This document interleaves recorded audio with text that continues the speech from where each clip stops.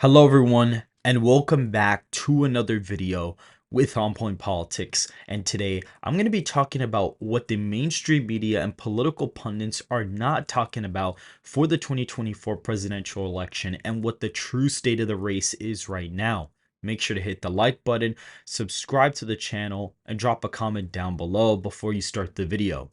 And so this is kind of basically a battleground map that political pundits have pretty much been putting out there for the 2024 election. You see, it looks a lot like 2020.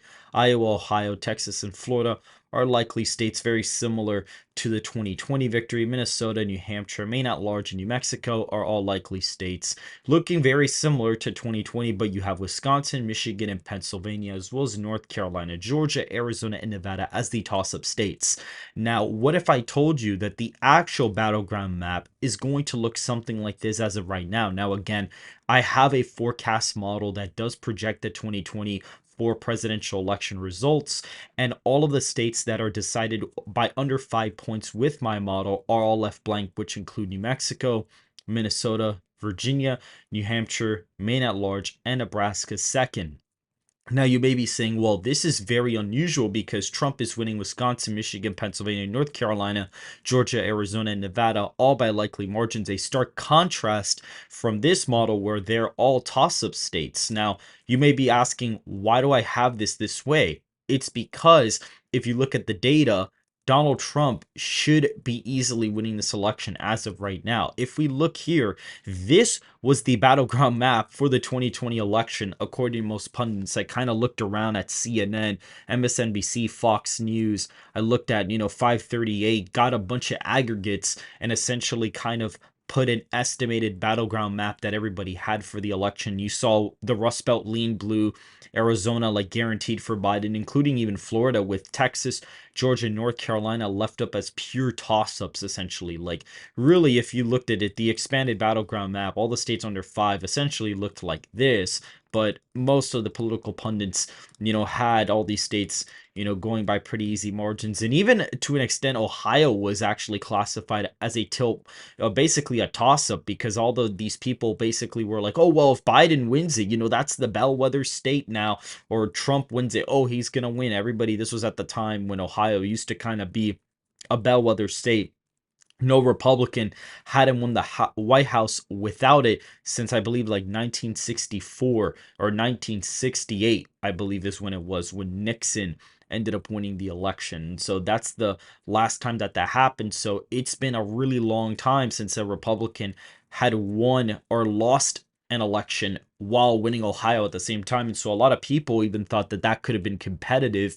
However, the actual result ended up being something like this. You saw, similar to the battleground map right now. However, you do see, Michigan, Pennsylvania were lean. So that was correct. But you do see, North Carolina, Florida were lean Republican states. Nowhere near, I guess North Carolina could have been considered a toss-up. But this map reflects the actual toss-up map better for the 2020 presidential election more than this would have. And so this is what most political pundits were basically trying to tell everybody was going to end up being the result, or at least this was the expected battleground map. And what's actually quite interesting is that we're going to fill out my electoral map with my model. And the number one thing I have to back this up is current polling data and the approval ratings of the candidates, as well as, Joe Biden just is very unpopular. And on top of that, the polling errors from the previous cycle. If we see here, you can see that Biden easily won the last election, or not easily, but at least in the electoral college it was a big win. But Wisconsin, Georgia, Arizona, these were very close victories there, and it was around 43,000 votes with all the states combined. However, you actually look here, you can see that I'm basically comparing the actual election result with the 538 average on that day. So all of the polling errors are actually on a single map right here, so it's going to be a lot easier to do these from now on. But you're seeing huge errors in certain places. You're seeing humongous errors. For example, in North Dakota, 16-point miss, Michigan 5.1, Wisconsin 7.8, New York 6.3, Rhode Island 9.8, Connecticut 6.2, Delaware 5.3. Like, you are getting some really historically bad, basically polling errors. And so when you look at current data, Trump is up in all these states that are left blank. He is up in Wisconsin, up in Michigan, he's up in Pennsylvania, up in North Carolina, he's up in Georgia, up in Arizona, and up in Nevada. So now that he's actually up in those polls, and he has historically underperformed polling data because it is very hard to poll a lot of his base. A lot of his base tends to be non-engaged, voters that kind of just turn out for him only, or it tends to be, white working class rural voters who either don't have access to the technology that certain pollsters use to track responses, or they just don't trust the media enough. It is what it is. They don't pick up the phone. Sometimes they even lie to pollsters, or they just won't decide who they would pick, in that poll. And so that's why you do see a lot of these massive polling errors, for, in favor of Democrats when a Democrat goes against Trump, because of the fact that a lot of his base is pretty hard to poll as of right now. And so what we're going to do is we're actually going to be looking at my model and kind of showing where the election actually lies right now. According to my forecast, Donald Trump is up 1.4 points in the aggregate, which is not, by the way, which has never happened before. He's never been up in the aggregate this long. Like, he's been up in the aggregate leading Biden since September 11th. He led the aggregate in 2016 for 3 days in the summer and never led Biden. It never even came close to leading Biden in the aggregate in 2020. I believe Biden's lowest lead was actually 4.5, which ended up being his popular vote margin, which is pretty funny. And we see that swings the election 5.9 percentage points to the right. We see Biden's approval rating is minus 15.8, and the difference in approval ratings is about 2.5 percentage points. That's a 7-point swing from the last popular vote margin. And so this is what you get for the electoral college results. You see, Idaho, be safe, Utah, a lot of states that Donald Trump won very easily in 2020. He's going to continue to win these. You're going to see a much more Republican national environment. I basically have all the votes, all the margins are counted up, and essentially it is an estimated popular vote of about 5 points. So this would be a huge shift. And honestly, it wouldn't make sense, because since Trump is up by 1.4, you do see a historical polling error of 2 to 4 points in the aggregate, depending on what polls you're looking at. So this popular vote range is within possibility of previous polling errors. And just to kind of show you guys what's actually quite funny, for example, if you look at Wisconsin, right, the current average in Wisconsin, according to 538, is Trump plus 1.2. And if you were to apply this 7.8 percentage point polling error from the last average from 2020 on the same website, it would actually give me a 9.6 percentage point victory in Wisconsin for Trump, and I currently have it as 9.2. Today, Virginia, a poll came out showing the race tied in a head-to-head, and with third-party candidates included, Biden's up by 2, and this shows basically Trump losing by 1.5. If we look at, for example, in New Hampshire, if you look right now at the current aggregate, he is up by around 2.7%, and the polling error in favor of Biden was around 3.7%. And so if you were to apply that, you would get around a tilt to lean margin of victory for Donald Trump in New Hampshire. Nevada, kind of similar, was around a 3-point miss in the aggregate, almost 3 points. It was a 2.9 miss. The aggregate currently has him up by about 5.5. So that would be, a 7, roughly it'd be around an 8-point victory for Donald Trump as of right now. You see Montana, 26-point victory. It would be over basically around a 10-point shift from the previous election. You see Missouri, 26. That's a little bit above a 10-point shift. So you see a lot of these rural states kind of shift about 10 points to the right. And Minnesota flips in this scenario. Maine at large is still Democrat, mainly because I expect Biden to improve with white working class, not white working class, with white suburban voters. I expect him to improve with that demographic. And so essentially you would see, Biden win California, Hawaii. You would see him win Maryland, D.C., Massachusetts, Vermont by safe margins, and Maine's first congressional district. But that's actually it. Iowa, Ohio, Florida, and Texas would all be safe Republican. And you may be wondering, including Alaska, as well as Maine's second congressional district. And I believe I'm missing the first congressional district in Nebraska and the Nebraska at large. You may be like, okay, why is he winning by such a large amount in some of these states? It's because the national environment is shifting heavily Republican. If you look at the polling errors in Ohio and Iowa, they are especially really bad in these states. 7-point miss in both of these states. And right now, the aggregate in Ohio has Trump up by 10.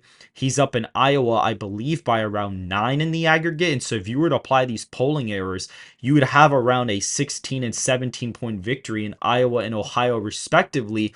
And if we look at my margins, he's up 18 in Iowa and he's up 19 in Ohio. And I'm actually kind of thinking that the polling error may be worse than last cycle, especially since Trump is gaining with a lot of non-engaged voters. And the reason why I'm able to tell that's the case is because when you look at registered voter polls, he's actually doing better in those now than likely voter screens. And the difference between the two is when you do registered voters, you basically have all the voters that you could possibly have vote, but likely voters, they screen those based on how likely they are to vote. And Biden's actually doing better with those. And that basically shows that the higher turnout there is, the more, Trump actually would win by, which is very important as to why if Trump supporters want Trump to win, you're going to have to turn out regardless of whatever you think could happen on election day. I understand that people have concerns about that, but now is not the time to be complaining about that stuff. We have to play to win. And in order to be able to get there, you're really going to have to show out in maximum fashion. That is the only way you're going to be able to have Trump become the president of the United States once again. You're going to have Wisconsin, like I mentioned before, all these states are likely Republican states. There are humongous victories for the former president, humongous shifts, in the white working class areas with Hispanics, with African American voters, just improving across the board. Overall, Wisconsin, Pennsylvania trend right once again compared to the rest of the nation. So that is something to take account for as well. And so we can see here Oregon, Washington, Oregon, Colorado, Illinois, Connecticut, Delaware, Rhode Island, New Jersey, New York are the likely Democratic states for Biden. And that's literally it for the likely Democratic states. Doesn't even get them over 200 electoral votes. He's underperforming in New York and the Northeast. He's underperforming in Washington and Oregon. Polling shows Washington closer, Illinois closer, Colorado closer, New York closer, even Connecticut and New Jersey to an extent. You see the polling does actually show that being a closer race. And so you do see that Donald Trump, is performing significantly better according to my forecast. And we have these 6 battleground areas that would basically be determined by 5 points or less. The first state is New Mexico, which according to my forecast would barely go to Biden, which it would make sense. If you look here, if, New Mexico is a 10.8 percentage point victory as of right now, according to the 2020 election, if you shift the national environment over 10 points, almost 10 points to the right, it would make sense to see that. Now, basically, that means that the state really is stagnant. It is not really trending in either direction per se, but it does barely go to Biden as of right now. If we look at Virginia, it does go lean Democrat, which would align with current polling out of the state right now. And the polling error in Virginia was not necessarily the worst either. It only underestimated Trump by around 2 points, and the aggregate has Biden up by 3.5 or 4 points according to RCP. So that wouldn't necessarily be, that off based off of current polling that we even have right now. And if we go to, for example, we'll go to the next state, Minnesota. Trump's actually up there by 1.1 percentage points. This state has not gone Republican since 1972. And you can see that he's winning it by a lean margin just above it.